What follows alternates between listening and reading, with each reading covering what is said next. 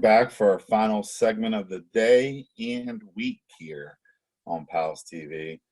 It's been a fun week, been a wild ride. Did so many exciting projects and learned so many new things. And this next segment is going to be no different.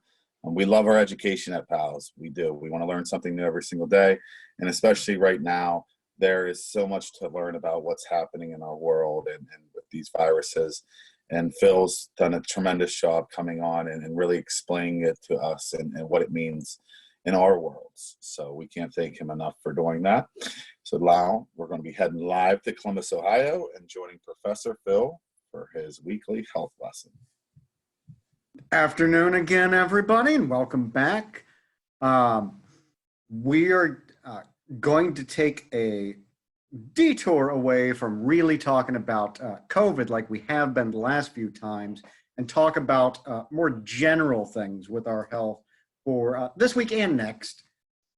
This week, we're going to talk about nutrition and digestion, how food works in your body. This seems like it's way out there and very different from what we've been talking about. But it is important for us when we're talking about infections and diseases, how we get rid of the virus and how we keep from getting it. Food is just fuel for your body. Just like gas makes the car go or the lawnmower go, it's food that makes you go. And everything you do relies on food to make that happen. It probably seems pretty obvious that if you want to go run, you need energy to do that. So you need some source of energy. You can't get it directly from the sun yet. And that energy is food. But it works for a lot of things that we can't see as well. That sort of energy is what, when you're thinking really hard, or even if you just have emotions, and I don't want to say that emotions aren't thinking, because they definitely are. But if you're stressed out, or you're just worried about something all the time, but not a whole lot, that takes energy. Your brain needs energy for all the electrical work to make your thinking, your emotions, and all of that happen. So when you're stressed and when you're worried, you eat a lot. One, because it makes you feel better, but also, I say it makes you feel better just because food is satisfying, but also because that's a lot of work. Being worried about stuff, it takes a lot of energy. So you need to replenish that. And that's one of the reasons we start to eat when we're worried. The key there is to stop eating when we've got enough energy and not just eat the entire time that we're worried. Because then we'll get sick and do all kinds of horrible things to our body, which we'll get into in a bit.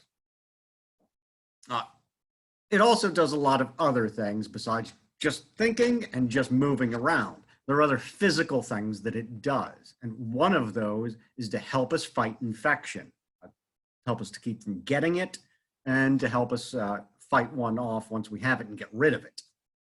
So all of the cells in your body that fight infection, the white blood cells and the antibodies and stuff like that, they have to be made from something. We don't just create them out of nothing. And that thing that they make is food. So to make sure that you're able to move around and do things, to make sure you're able to think and deal with your emotions, to make sure that you're able to fight infections, for all of these reasons, it's important to know what we should be eating, what we shouldn't, and how that whole process works of making food matter. All right. Let's go into a quick basic description of how the digestion process works, because that'll help us explain some other things. I've got a model behind me.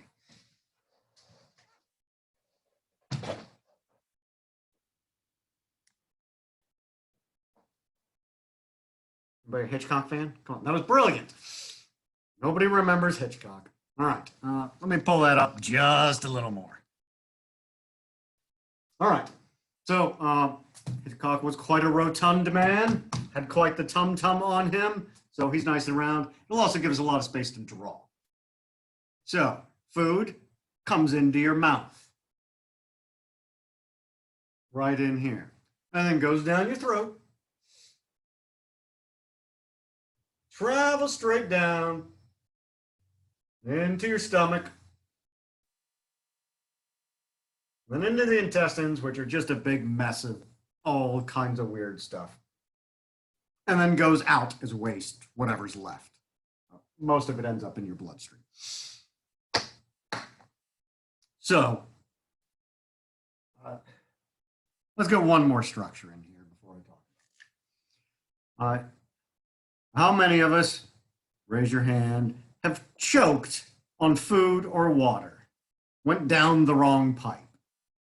Happens to us all. What's going on there is everything comes in your mouth, or in the case of air, it'll come in your nose, but then it joins up and comes down this same pipe into your throat. You've got a little flap of muscle right near the top of your throat. Top here. Throat goes quite long. And it's called the epiglottis. And all it does is when you're eating, it covers up the pathway that goes into your lungs. So your food doesn't get into your lungs because you can't breathe food. And when you're breathing, it covers up this descending path here that goes into your stomach. So you don't breathe air into your stomach. As you know, if you've choked on food, you can trick this thing. And you can suck air into your stomach as well. Both of those are not great ideas. And when it's working, that's what it's supposed to do, is keep the stuff in the right place. As well, it helps keep everything down here from coming back up. We'll get to more of that in a bit. But once we get into the right place, past the epiglottis and into the stomach, I'm going to switch seats over here. Once we're in the stomach, that's where most of the really interesting stuff happens with food. It starts in your mouth. We chew the food. Our saliva is an acidic thing, and that acid starts to break down the food, but just a little bit. Once it gets down here in the stomach, we start breaking that food down in a lot of different ways. And in our mouth, mostly we're breaking it down into small chunks so we can get it down our throat and into our stomach. In the stomach, we are tearing that food apart. We're changing what it is. We're making chemical reactions that don't just rip apart a piece of bread into crumbs, but we break it apart into molecules so that we can use the sugars in bread, the carbohydrates in bread, the protein in bread. We'll get all that out of it. What's in your stomach is mostly hydrochloric acid. You may remember that from high school chemistry, or maybe not. I didn't mess with it in my chemistry classes in high school, but I know several people who did. That does a lot of the tearing apart and breaking down. We also have a whole lot of bacteria sitting down there in the acid. The acid doesn't bother the bacteria. There's a lot of different microbes, things that are too small to see. And they can live in acid and all kinds of horrible places. Some of those live in our stomach. If they come out of the stomach, they can make us really sick, for many of them, and some of them don't bother us at all. But those microbes help break down that food, get all the good stuff out of it. And once we get that good stuff, we send everything down here into the intestines. And the good stuff go through the intestines and into our bloodstream, where we get all the nutrients that we need, all that energy goes through our blood and gets to every place it needs. Everything else is expelled as waste. Whether that's poop or pee, we just get rid of it. Take everything good out and get rid of the stuff we can't use. If you eat grass, you can't digest it. That's all going out as waste. and a lot of the food that we tend to eat, uh, fast food, there's a whole bunch of that that's going to come out as waste because it's just not good food for us. Let me swing back a little better because we don't need much of that diagram anymore. All right, so how do we know what's the good food and what's the bad food? What will give us a lot of energy and what won't? I'm going to open it up for a question here, so raise your hand if you got the answer. Anybody know what calories actually are? We've heard of calories, right? Jordan, you know what calories are? No, I think so. Like, oh shoot, hold on a second. But I think it's in some place like okay.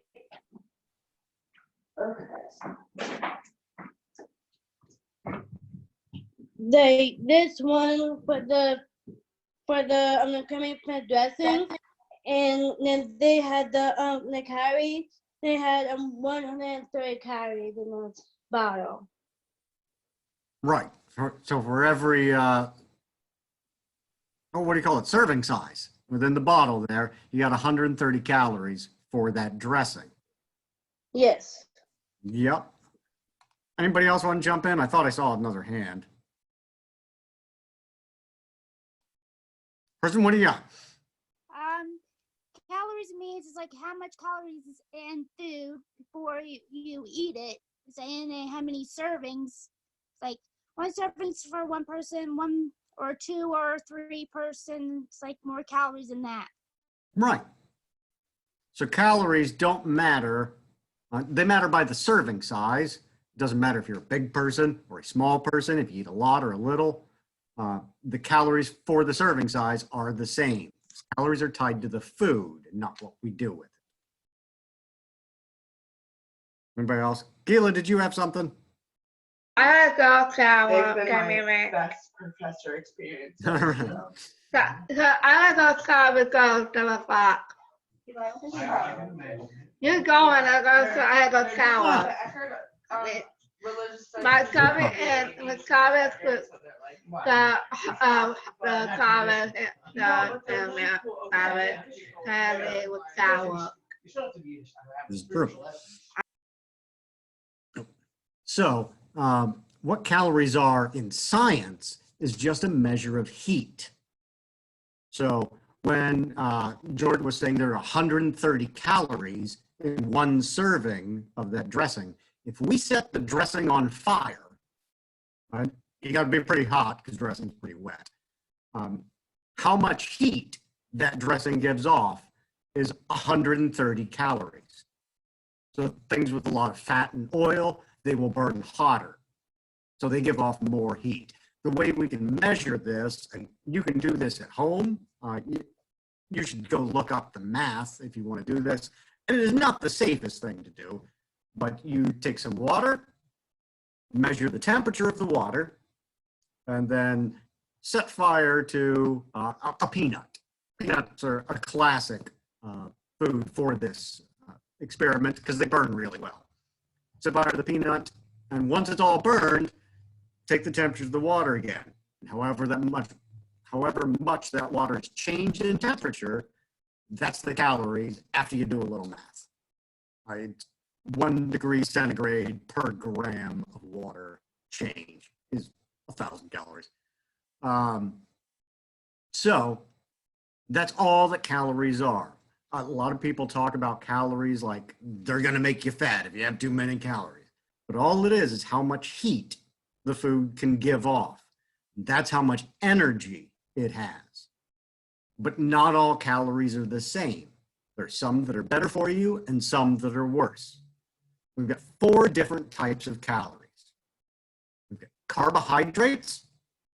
Anybody have any idea what carbohydrates are, or carbs, or an example of food? Kristen? Like fruit and Yeah, bread. a lot of many fruits. And bread is the classic one. What we call starches Corn also counts as a carbohydrate. All the fibery stuff. Somebody says you need a lot of fiber in your diet. They're talking about carbohydrates usually. Carbohydrates are really big, complex molecules, and it takes a lot of work to break them down into the stuff that we can use. Eventually, they just turn into sugar, and that's the energy that we get inside it. What makes carbohydrates good for us is they have a lot of energy, and it takes so long to break down, so we eat, and then we get energy for a long time. We don't have to keep eating all the time.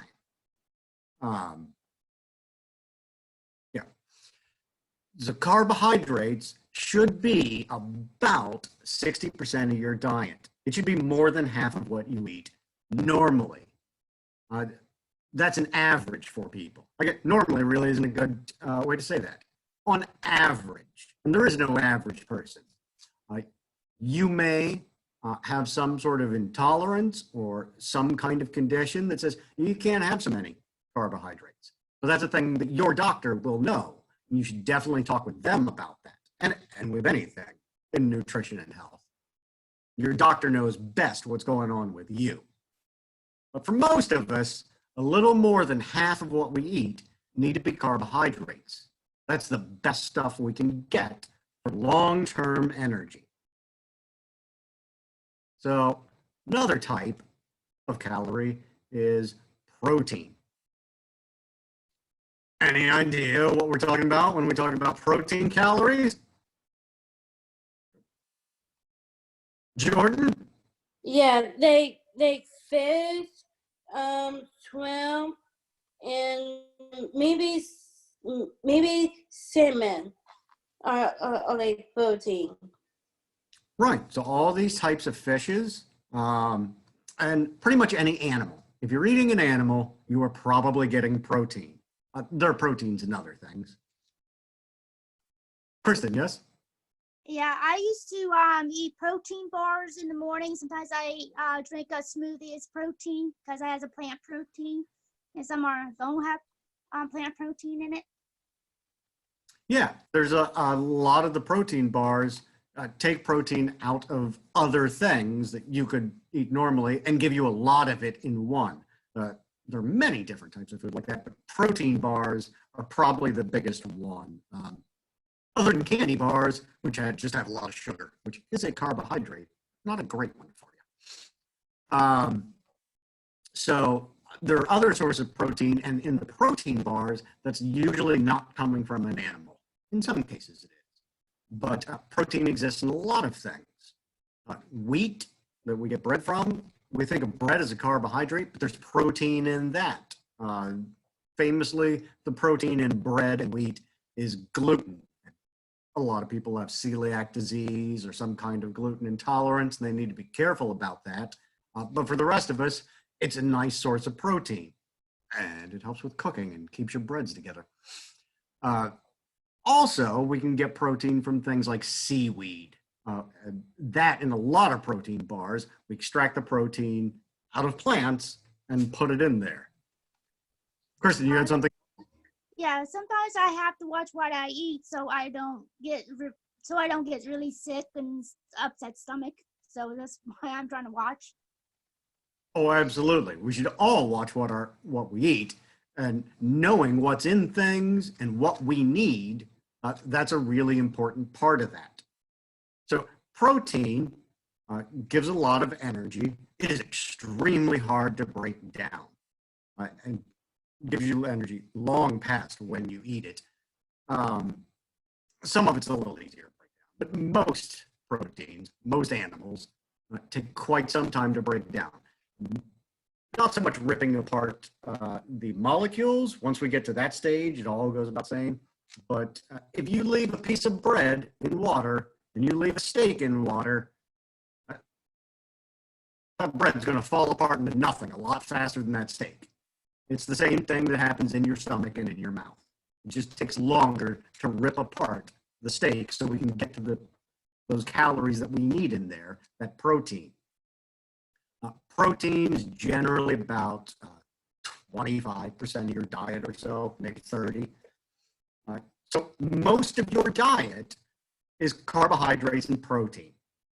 And we've got two other types of calories that we need to know about. Third one is fat. Everybody says a lot of nasty things about fat. Fat is really important. It's good for you. It is an important calorie. You need fat. Anybody got any idea on fats? What are we talking about? We got any examples? Caitlin, hit it. Chicken. Well, chicken itself, if we just talk about the meat chicken, we're usually talking about protein, but there is quite a bit of fat in any animal that is next to that protein meat. So yeah, there is fat in chicken, and in fact, the fat in chicken is known as schmaltz. That's not really a health thing, it's more a culinary thing, and I should have done that Wednesday, but yeah, so we've got fat in all of our meats, and any kind of animal, we've got fat in there. Any other kinds of fat we know about? Yes, Kristen. Like chocolate, like candy chocolate that has fat in it. Yes. And chocolate not only has fat in it, but the fat is what makes it chocolate instead of chocolate flavored candy. Not working. The fats in chocolate are usually, cocoa fat, and that you have to have a certain amount of cocoa fat to be chocolate. So if you don't have fat, you don't have chocolate. So you have to have fat in that. Elise just said something there. So greases and oils and butters. Oils, which are liquid, and sometimes we don't think of those as fat. All oils are butters. All the grease is usually from an animal, but from other things as well, and those are fats. Butter is absolutely a fat. That's taking the fat out of milk, putting some of the milk back in, and putting lots of fat there, whipping that up until we've got something creamy and delicious and wonderful. All of these things are important. Fats help you survive. Your body needs fat. About 10% of your diet, maybe a little more. And again, for all of us, this is different. That's for the average person that doesn't really exist. None of us are average. But we need fat. That's a thing that keeps us alive. So if somebody's having a no-fat diet, they won't go for very long. All right. Anybody want to take a guess at what the fourth type of calorie is? Does anybody happen to know this?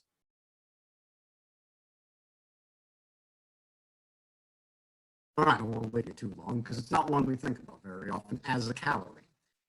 It's alcohol. Alcohol is a calorie. And if you think about it, that makes a lot of sense because alcohol burns. And since calories are just heat energy, alcohol is definitely a food that gives us calories.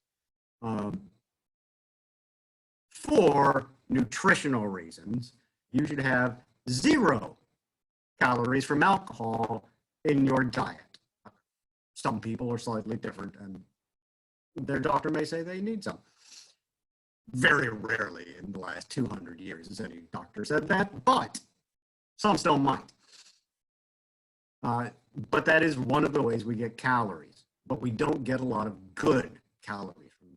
They aren't very useful for us. You don't get a lot of energy if you go out drinking alcohol all night. You're just tired the next day. You got a headache and everything's awful. So carbohydrates, lots of those. Protein, pretty good amount of those.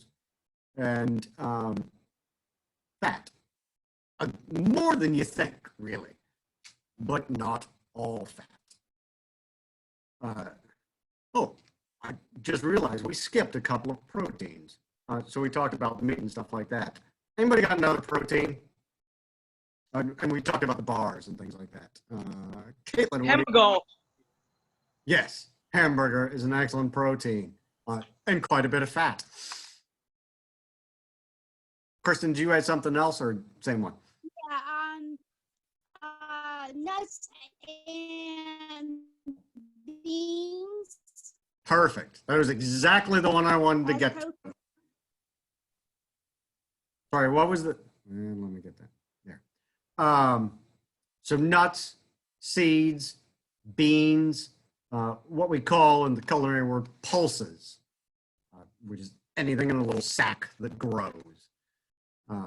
All of those also give us protein. So you don't have to have meat and animals to have protein. They are delicious though, so there's that. But if that's not something you want, then that is something you don't need to have. You can get those things in other ways. Now, calories aren't everything we need. There's other stuff we need from food that isn't just about energy. So we need vitamins, we need minerals. Like your body has to make a lot of different stuff. We need milk. We need milk for a lot of different reasons. Milk has protein in it. Milk has fat in it. Great like that. That's a little bit of carbohydrates in it, but not a ton. But milk has a lot of calcium in it. When they talk about vitamins and minerals, calcium is a mineral that we're talking about. Calcium is a metal. It is the most common metal in your body. Forms your bones and a bunch of other things. So clearly you need a lot of calcium in your diet, not tons and tons, but it forms a lot of who you are. So you need that. And that's why people always say drink milk. That's one of the easiest ways to get it, but it's in a lot of other things too that you can also get that way. You need Caitlin? teeth. Teeth. Yes, your teeth are important. If you want strong bones and teeth, drink your milk. I drink full fat milk because, I like fat. I know everybody else does a 2% of the skin, but I like the full fat. I'm not saying you should have that. I'm saying that's what I like personally. So with our vitamins and minerals, there are many different things that we need. And that's why we need to eat a lot of different things. Some of us are very comfortable and we just eat the one thing. I just eat McDonald's.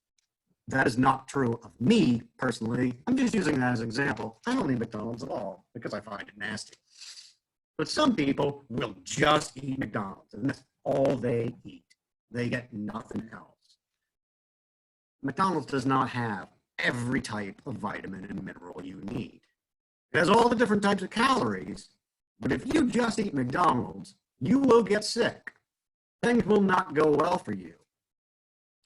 Rabbit is a very good low-fat protein, so you get enough fat, but you don't. Oh wait, Caitlin, yes. Eggs. Eggs may be the most perfect food. They've got pretty much everything you need. Not all the vitamins and minerals, but they've got all the different calories you need, and they come in this little handy container that keeps them protected from things. We all put eggs in the refrigerator in this country. I do as well, and we don't need to. Eggs will last on your shelf out in the middle of your kitchen for 2 weeks because that shell protects them. They're fine under the chicken. They're fine in your kitchen. Back to rabbits. So rabbit has a lot of minerals, a lot of vitamins. It's really good for you in a lot of ways. But there are some vitamins that it doesn't have. Early in, after the founding of this country, the United States, there were groups of people that would go out and hunt rabbits, mostly for fur, and they would eat the rabbits while they were out there. And that's all they ate. And then they just started dying. And nobody could figure out why. It's because that's all they ate. And they had to have vegetables. There are tons of vitamins in vegetables that we really need. What Mom said, eat your vegetables when you were a little kid, she wasn't kidding around. You need your vegetables.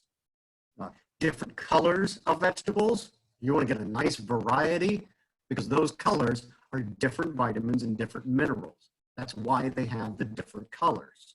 It's just a slight difference in some cases. Broccoli and cauliflower are exactly the same plant. There's different minerals that change the color, and that's it. They also change the flavor because broccoli and cauliflower do not taste the same, clearly. But in a botanical sense, talking about the science of plants, they're the same thing.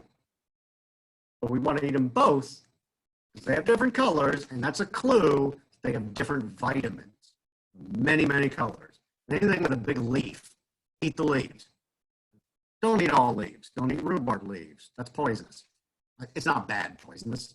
You just get sick and vomit for a while, but it's not fun. So we've talked about all kinds of food, the different types of calories. Kristen, yes? Yeah, I eat a lot of salads, and I get used to eat collard greens and stuff, and kale and all that stuff now. Salads are an excellent move. They've got a bunch of stuff that you need. And kale's one of the best leafy greens out there. Here's a question that you may have heard this, and if you have heard this, whoever told you this is wrong. Can you think of a vegetable, and it's a leafy one, with tons and tons of iron? There's a bunch of iron in this vegetable. People talk about that a lot. I don't know if you might have heard it. It's kind of an old thing. Spinach. Yeah. So that is a classic thing. You got to eat your spinach for the iron because we need iron in our bodies. It's hugely important. You will not live without iron in your body. That's what carries all the oxygen in your blood to the entire body. Maybe the most important thing that happens to keep us alive. Spinach doesn't have a ton of iron. There was a paper that they moved a decimal point over and it looked like there was a ton of it. It has quite a bit. It is very good for iron, but it is not magic. Yes, Kristen. Yeah, I go to the Fresh Healthy Cafe in Robinson. I usually order like a turkey wrap with avocado. Sometimes I can make my own protein bowl too. It's really good and healthy. Those are all good things because in a wrap and in bowls and things like that, we get a bunch of different types of food all together. There are days that I just go home and all I want to do is make a big plate of spaghetti and that's all I'll eat. And I just get the carbs in there. And if I happen to bother making a sauce, I'll get whatever's in the sauce, probably tomatoes. And that's good. That's got a lot of good stuff in it. But I need a lot more. I should have a salad with that, with all kinds of different foods that we need. It's the leafy greens, always a good move. And again, they've got a lot of fiber in them. Help your digestion go through so nothing gets blocked up. So are there any questions about vitamins and minerals so far? We've done calories, we've done vitamins and minerals. Okie doke. So one of the other things that all substances have, not just all food, is how much acid is in it, or how much alkaline or base or salt. Salt's not a great answer when we're talking about food. It's not just the salt we put on our food, it's a type of chemical. So things can be very acidic, and that means they're like acids, the hydrochloric acid in your stomach. Vinegar is an acetic acid, citric acid. When you put a lemon on your cut and everything burns really bad, that's the acid doing that. But bases work pretty much the same way. They're just the opposite. Bleach is the classic base. You can hurt yourself really badly. It's not only acid that burns you, but everything is either acidic or basic. Actually, it goes the other way. Basic or acidic. And that counts for your foods as well. Remember, it's the acid in your stomach that is doing a lot of the work breaking down the food so you can use it. So how acid foods are, or how basic they are, changes the way your stomach does what it does. Very acid foods like tomatoes and lemons, oranges, all the citric things, that puts a lot more acid in your stomach than it's used to. Sometimes you don't produce as much of the hydrochloric acid to break things down because your stomach says, oh, there's plenty of acid in here. I don't need to make any more. But that takes a little while. At the very beginning, you've just got a bunch of acid in your stomach. And that can come back up this pipe here. It runs into that epiglottis, that little flap of muscle, and can get past that. That is what we call acid reflux. That's what we call heartburn. That's what we call GERD, is the acid coming up past there. And acid, as we know, and we just talked about, really burns. So it can burn through your throat. And that's why all those things hurt so badly. So you want to avoid a whole lot of acid in your food, but you need acidic food. Your body is slightly acidic anyway. Acid is not a bad thing by itself. If you're getting a lot of heartburn, you're getting a lot of indigestion, if you have GERD or acid reflux, you know that's a problem, you need to lay off the acid a bit. But you still need some. Particularly if you've got a fairly advanced case of GERD or some, or acid reflux, those kind of conditions where you produce too much acid. Sometimes all we do is eat foods that absorb that acid, breads and things like that. And so it becomes too basic in our stomach. Oh, that's all been absorbed. I've been producing a lot of acid and it hasn't worked well, so I stop. And then your stomach says, oh no, there's no acid in here, and makes tons and tons of it, and the same thing happens. So you want to balance. If you don't have those kind of issues with heartburn, acid reflux, it's not a thing you probably need to worry about too much. Something to keep an eye on, but if it's not a problem, just don't eat all acid foods. That's much easier than eating all basic foods. There's a lot of acid foods out there. All right, so we've talked about calories. We've talked about acids and bases. We've talked about vitamins and minerals. What goes into your body that is massively important that you put in your mouth and swallow that we haven't talked about yet? Any ideas? Yes, Jordan. Water. Oh, perfect. Yes, water. You need water. Most of your body is made of water. Calcium is the most common metal in your body. The most common thing is far and away water. If you don't have water, you get real sick. And you just feel bad if you just, for just a little while, you don't have a bunch of water. Plenty of water, keep yourself hydrated. That helps everything work.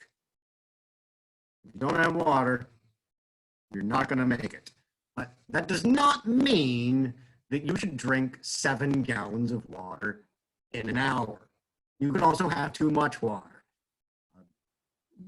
You just thin out your blood. You can't carry that oxygen anymore. Again, probably the most important thing there.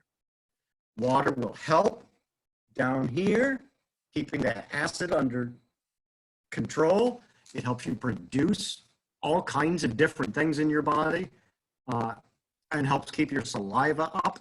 That's what gets your food down so it doesn't get all dry and you choke. This isn't really a health thing, but don't put a bunch of food in your mouth and wash it down with water because that's not polite.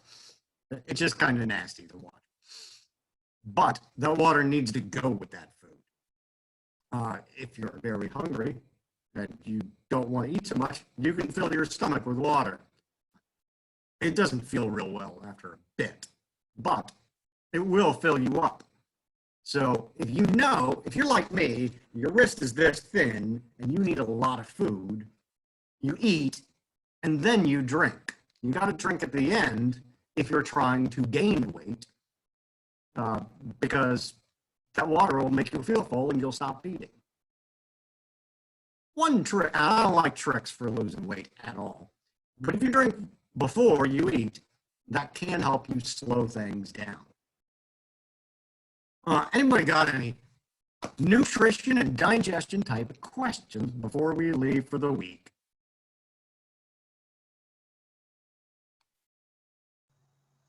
You guys scared? Apples. What's that? Apples. What about apples? It's fruit. Good for you. Does one a day keep the doctor away? Yes. Yeah. Well, not entirely, but apples are really good for you.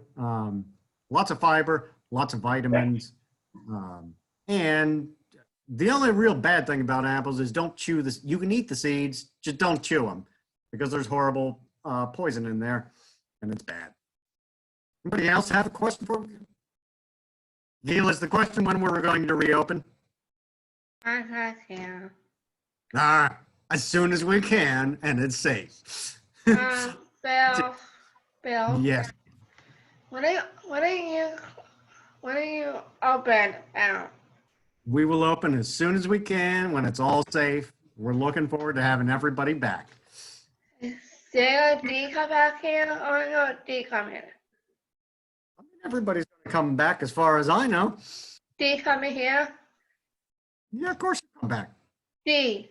As far as, as far as I know, it's coming You back. got black hair. D. I don't know that she'll ever show up for the PALS TV, but she'll be back when you get back and we're all safe and open. All right? I hope that D come here. Okay. All right. And let's kick it over to Aaron to play us out then. Well, I had one final question. What about? Oh, yes. What about Coco? Does Coco have any healthy side to it, or is it all bad for you? I know that's for Caitlin right there because she loves chocolate. Yeah, when we move it in chocolate has a lot of great things. To be real chocolate, the cocoa fat solids are hugely important in that. That's what makes it chocolate instead of chocolate flavored food. I've got to think about Hershey's. Fats are always important, but there are a lot of the vitamins, minerals, and chemicals in chocolate that will lower your heart rate, will reduce stress. But there is also a lot of sugar, which will rip apart your teeth and make you sick. So chocolate is good for you, just not all chocolate all the time. In moderation. Yes. This was awesome again, Phil. We can't thank you enough. Every week we learn such valuable information we can take with us and use in our own personal lives. I love the interaction that happens in these segments too, right? So that Jordan, Caitlin, Gila, and Kristen, before she got off, were asking fantastic questions, and that really helped with what we're trying to get across to everybody and deliver that message. So everyone, have a wonderful weekend. That concludes our day and week here on PALS TV. I hope you have a lot of fun out there. It's supposed to be a little bit nicer out, so try to get outside. If you're not outside and you're bored trying to figure out something to do, go back on our website and watch some previous episodes on PALS TV. Underneath of the schedule for the week, you'll find those segments, and you can catch up on some of Phil's previous classes because they were terrific. So again, thanks, Phil, live from Columbus, Ohio. And that'll be it for us here on PALS TV for the week. So see everyone Monday morning at 10 a.m. Have a good weekend.